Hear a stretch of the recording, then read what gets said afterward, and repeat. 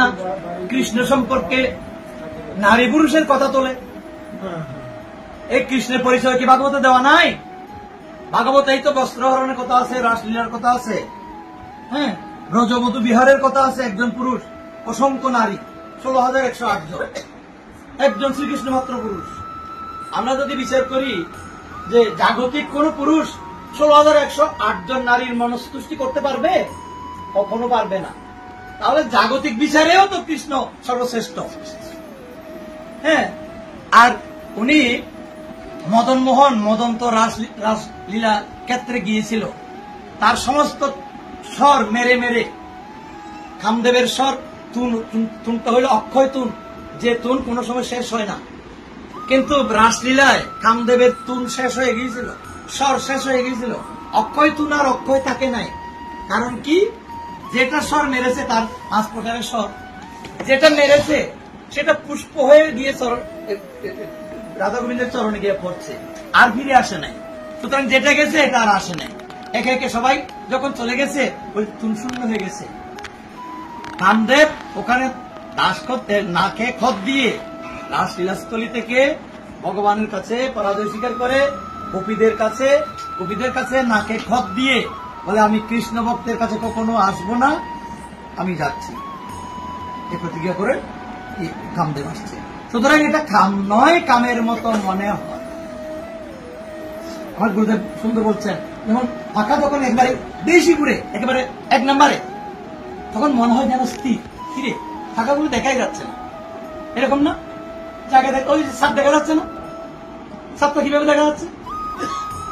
জোরে ঘুরছে বলে, বেশি জোরে ঘুরছে। সেই জন্য বেশি গতিশীল যেটা, এটাও অনেক সময় স্থির মনে হয়, কিন্তু তখন একেবারে চরম চূড়ান্ত গতি, সেরকম আমাদের মনে হয়। তো যাই হোক, এই কারণে কৃষ্ণকে বলা হয়েছে নিরন্তর কামক্রীড়া যাহার চরিত। তিনি শুধু ভক্তের সাথে ভক্তির, ভালোবাসার, প্রেমের আদান প্রদান করেন, এই শুধু তার কাজ। এই জন্য তার হাতে কোনো অস্ত্র নাই। কি আছে? বিশ্ব বিমোহন অস্ত্র। এটার মতো অস্ত্র আর নাই। কিন্তু বাঁশি অল্প দামে পাওয়া যায়, প্রাকৃতিক একটা জিনিস, কিন্তু বেহালা বলেন অন্যান্য যন্ত্রগুলো তৈরি করতে হয়, অনেক চড়া মূল্যে কিনতে হয়। কিন্তু বাঁশি অল্প মূল্যে পাওয়া যায়, কিন্তু সর্বশ্রেষ্ঠ যন্ত্র।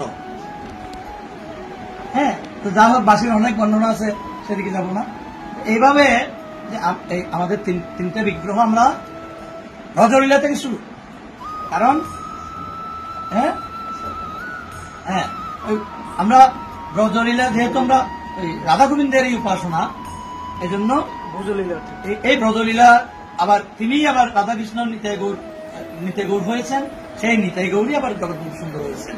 অর্থাৎ কৃষ্ণ যেখানে সেখানে বৃন্দাবন।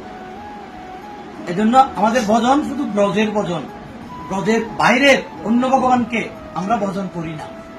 কারণ এই ভগবান একেবারে সারাৎসার, এবং শ্রীমদ্ ভাগবতের যে প্রতিপাদ্য এত জান সকলাপং কৃষ্ণস্তু ভগবান স্বয়ং, সেই কৃষ্ণই গৌর, সেই কৃষ্ণই জগৎবন্ধু সুন্দর। এই জন্য লীলা 3টা, কিন্তু ভগবান যেহেতু একজন, আমাদের ভোগ নিবেদন হয় একটা।